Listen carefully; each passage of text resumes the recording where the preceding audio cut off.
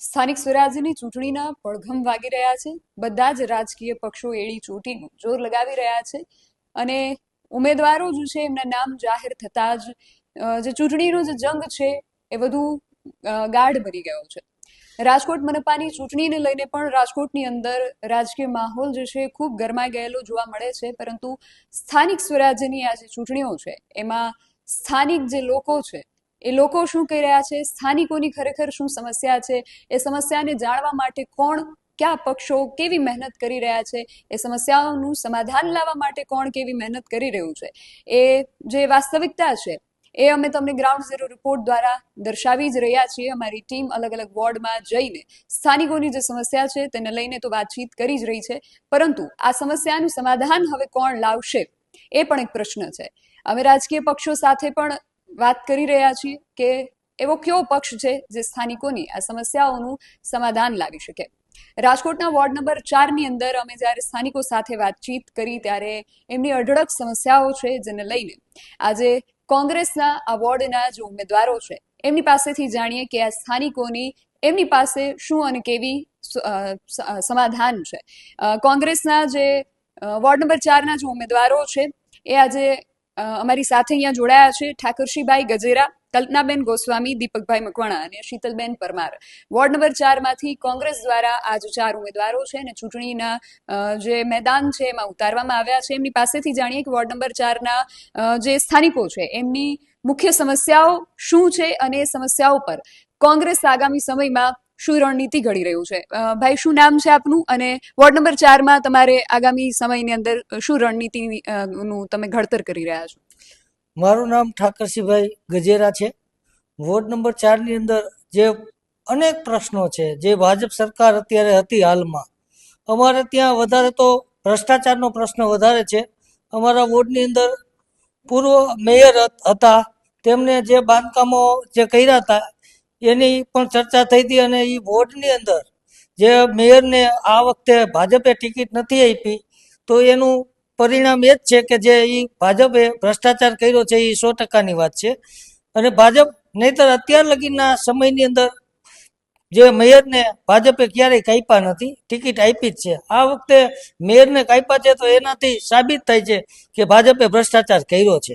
અને અમારે ત્યાં 4 નંબરની અંદર અનેક સમસ્યાઓ છે, સફાઈ, પાણી, રોડ રસ્તા, ગટર. અત્યારે તમે જોઈ શકો છો જે સારા વિસ્તાર છે, મધુવન છે, શ્રી બંગલો છે, અત્યારે તમે જાઓ એટલે તમને એને રોડના 5 વર્ષ પહેલા એ વચન આપેલું કે અમે આ રોડ કરશું, પણ હજી સુધી અહીંયા રોડ થયેલા નથી. તો અમે આવશું તો અમે પ્રજાની સુખાકારી માટે પેલા પાણી, રોડ રસ્તા, સ્વાસ્થ્ય, સારા બગીચાઓ, પછી લાઇબ્રેરી, છોકરાઓ માટે, બહેનો માટે જીમ, આ બધી સુવિધાઓ અમે લઈ આવશું. ભાઈ, જે રીતે સ્થાનિક લોકોની સમસ્યાઓની વાત કરી, કોંગ્રેસ પક્ષ આ સમસ્યાઓ પર કામ કરશે એ રીતે તમે વાત કરી, પણ બીજા જે પક્ષો છે એ પણ આ જ રીતે વાતચીત કરી રહ્યા છે કે અમે પણ સ્થાનિકોની જે સમસ્યાઓ છે એને લઈને આગળ પગલાઓ લેશું. ભાજપમાં પણ તમારી સામે કંકુબેન જેવા કે ભરતભાઈ જેવા પ્રતિસ્પર્ધી જે છે એ છે, ને આમ આદમી પાર્ટીમાંથી પણ રાહુલ બુઆ જેવા દમદાર ચહેરાઓ તમારી સામે છે. તો એમાં આગળ હવે કોંગ્રેસ માટે કેવો પડકાર સાબિત થશે? કોંગ્રેસ માટે કોઈ પડકાર નથી, આ લોકોને હરાવવા. એનું કારણ તમે 2 વાત તમે કીધી બરોબર, કે ભાજપ અને આપ એ બંને બી ટીમ છે, એકબીજાની એ બી ટીમ, બંને સાથે જ છે. એટલે અમારા માટે કોઈ પડકાર નથી. એકબીજા એ લોકો શું કરે છે તો કે કોંગ્રેસના વોટ કાપવાનું કામ કોને આપ્યું છે ને? આપને આપ્યું છે. હવે તમને કદાચ ખ્યાલ નહીં હોય, હું ગઈ ટર્મમાં આપમાંથી ચૂંટણી લડેલો છું, એ જ વોર્ડમાંથી 8200 વોટ લઈને આવેલો છું. પણ અમને ખબર છે, અમે સંગઠનમાં હતા તો ચોખ્ખું જ કહેવામાં આવે કે કામ તો તમારે ભાજપનું જ કરવાનું. ચોખ્ખું જ કહી દીધું હતું. મને ત્યાંના શહેરના સંગઠન મહામંત્રીએ કીધું હતું કે ભાઈ આપણે આ જે ભાજપની ટીમ છે એ જે કરે છે એ પ્રમાણે જ આપણે ચાલવાનું છે. તો જો અમારે આપમાં રહીને ભાજપને જીતાડવાનું હોય અને લોકોના કામ કરવાના જ ન હોય તો પછી એ પક્ષમાં રહીને શું કામ છે?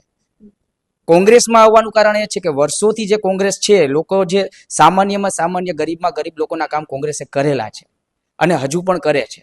હવે રહી વાત, તમે કીધું કે ભાઈ સમસ્યાઓની, તમે પોતે જ બોલ્યા કે તમે ત્યાં ગ્રાઉન્ડ રિપોર્ટમાં ગયા તો અઢળક સમસ્યાઓ છે, આ શબ્દ તમારા છે. હવે એ લોકો એમ કહે છે કે સમસ્યાઓ કાંઈ છે જ નહીં, અમે લોકોએ કામ કર્યા છે, આવું ભાજપ કહે છે. જ્યારે એ લોકો ચૂંટાયા હતા ત્યારે એ લોકોએ પ્રતિજ્ઞા લીધી હતી કે કોઈ પણ જગ્યાએ કચરો નહીં રહેવા દેવામાં આવે, એ અમે પ્રતિજ્ઞા લઈએ છીએ. મારી સાથે ચાલો, હું જ તમને બતાવું. મોરબી રોડ થી માંડીને આપણે કુવાડવા રોડ છે કે પારોડી ચોક છે, કચરાઓના ઢગ પડેલા છે. શિક્ષણની બાબત કરીએ તો સારામાં સારી આંગણવાડી પણ નથી. આરોગ્યની વાત કરીએ તો એ લોકોને દવાખાનું પણ શોધવામાં ફાફા પડી જાય છે, અને જ્યાં દવાખાનાઓ હતા એ બંધ કરી દીધા છે. રોહિદાસપરાની અંદર જ એમણે હોસ્પિટલ બંધ કરેલું છે. આવી ઘણી બધી સમસ્યાઓ છે. અને એના સિવાય પણ કે આપણે રોડ રસ્તાઓ છે, ખાડાઓમાં રાજકોટ, ત્યાંના વિડીયો વાયરલ છે. તમે જુઓ તો તમને ખબર હોય, વોર્ડ નંબર 4 ની અંદર લાતી પ્લોટ છે, મોરબી રોડ છે કે બોલેરો છે, રોડની અંદર ઘૂસેલા જોવા મળે છે. ચોમાસાઓમાં પાણી ભરાવાની સમસ્યાઓ છે. તો જો ભાજપનું શાસન સારું હોય તો આ બધી સમસ્યાઓ દેખીતી જ છે, તમે બધાએ જોયેલી છે. અને વાત કરીએ આપની, તો એ આવે છે ક્યારે? 5 વર્ષની અંદર એને તમે જુઓ, તમે જોઈ લેજો. 5 વર્ષની અંદર જે બધા બણગા ફૂકે છે કે ભાઈ અમે આ કામ કર્યું, અમે ઓલું કામ કર્યું, એ છેલ્લા 2 મહિનાથી દેખાય છે, 3 મહિનાથી દેખાય છે, કદાચ વધારે આવી ગયા હોય તો બસ 3 મહિનાથી. એથી આગળ તમે સ્થાનિકોને પૂછો ને, એના વિડીયો વાયરલ છે કે ભાઈ તમે હતા ક્યાં અત્યાર સુધી. તો આ બધું દર્શાવે છે કે ભાઈ કોંગ્રેસને હરાવવું હોય ત્યાં આપ આવી જાય છે. અને એ તો આખા ભારતમાં ખબર છે. દિલ્હીની અંદર પણ કોંગ્રેસની સરકાર હતી તો શું કર્યું? આપને ઊભું કરવામાં આવ્યું અને કોંગ્રેસને હરાવવામાં આવ્યું. પંજાબની અંદર કોંગ્રેસની સરકાર હતી, આપને ઊભું કરવામાં આવ્યું અને કોંગ્રેસને હરાવવામાં આવ્યું. રાજકોટની અંદર વોર્ડ નંબર 4 છે, કોંગ્રેસનો ગઢ છે.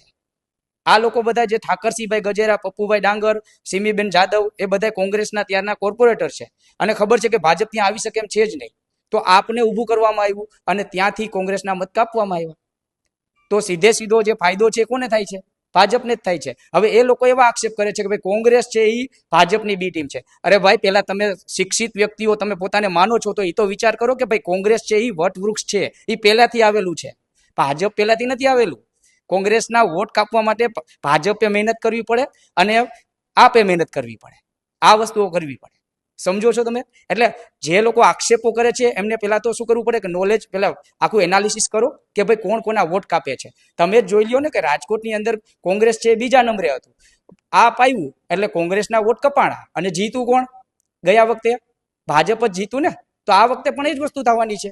અને આપ એમ કહે છે કે ભાઈ અમે આમ આદમી સામાન્ય માણસોની પાર્ટી છીએ. ગયા વખતે એવા જ પ્રચાર થતા હતા. હું પોતે પ્રચારમાં જતો હતો, લોકો નીચે બેસી જતા હતા, આ રીતે માઇક પકડીને મેં સાદું સ્પીકર લઈને. અને અત્યારે તમે જાકમ જોર જુઓ તો આ રૂપિયા ક્યાંથી આવે છે? કોણ ફંડ આપે છે? અચાનક જ લાખો રૂપિયા આવી જવા, પ્રચાર પ્રસાર કરવા. અચાનક જ સામાન્ય માણસની પાર્ટી લાખોપતિની પાર્ટી થઈ ગઈ. બધાને ખબર પડે, કોઈ માણસ શું કહે બેઅકલ નથી. બધાને ખ્યાલ જ છે કે ભાઈ આમ આદમી પાર્ટી એ ભાજપની બી ટીમ છે. અને અમને તો અનુભવ જ છે, પણ અમારી સભ્યતા, કોંગ્રેસની સંસ્કૃતિ, સભ્યતા અમને ના પાડે છે કે ભાઈ આપણે લોકશાહી ઢબે ચૂંટણી લડવાની છે. કોઈને ટાર્ગેટ નથી કરવાના. લોકોના કામ કરો, લોકો માટે જાઓ, સ્થાનિક જે સમસ્યાઓ છે લોકોના હૃદય સુધી પહોંચો અને કામ કરો અને તમે આગળ વધો. અને જે રીતે આપ વાત કરી રહ્યા છો કે આ વિસ્તારની અંદર મહિલાઓ માટે જીમ કે એ શરૂઆત કરવાની આવશે, પરંતુ અમે જ્યારે સ્થાનિક મહિલાઓ સાથે વાત કરી તો મહિલાઓને રાત્રે અહીંયા બહાર નીકળતા બીક લાગે છે, કારણ કે રોડ રસ્તાઓની સમસ્યા છે, એ સિવાય પૂરતા પાણીની સમસ્યા છે, અને આ કહેવાતા મહાનગરની અંદર શૌચાલયની પણ સમસ્યા છે, જેને લઈને મહિલાઓ જે આ વિસ્તારની વોર્ડ નંબર 4ની મહિલાઓ છે એ ખૂબ પીડિત છે. તો આ મહિલાઓ માટે મહિલા ઉમેદવાર તરીકે આપ શું કરશો? જે મહિલાઓને પ્રોબ્લેમ છે, અમે પ્રચારમાં ગયા હતા, ઘણા બધા મહિલાઓએ અમને બધી પ્રશ્ન કર્યા છે. ઘણા બધા પ્રોબ્લેમ છે, પાણીના છે, રસ્તાના છે, ગટરોના છે, જે કાંઈ પ્રશ્નો છે, બહેનો છે કે પછી આપણે મોટી ઉંમરના આપણે જે બહેનો છે, એ બધાને જે કાંઈ પ્રોબ્લેમ છે એ અમે 4 ઉમેદવારો મળીને એમનો પ્રોબ્લેમ સોલ્વ કરીશું. અને એ સિવાય પણ ઘણી બધી પાણીને લગતીની પણ સમસ્યાઓ છે, જેના કારણે મહિલાઓ જે છે એ વધુ પીડાતી હોય છે. અને રોડ રસ્તાની સમસ્યાઓ પણ છે, અને ખાસ ચોમાસામાં લોકોના ઘરમાં પાણી ઘૂસી જતા હોય છે. તો આ બાબતને લઈને શું કોંગ્રેસ પગલાં લેશે? જે બોલ્યા એ બધું સાચું જ બોલ્યા, અને અમે ચૂંટાશી તો કામ કરશી તે પબ્લિકનું.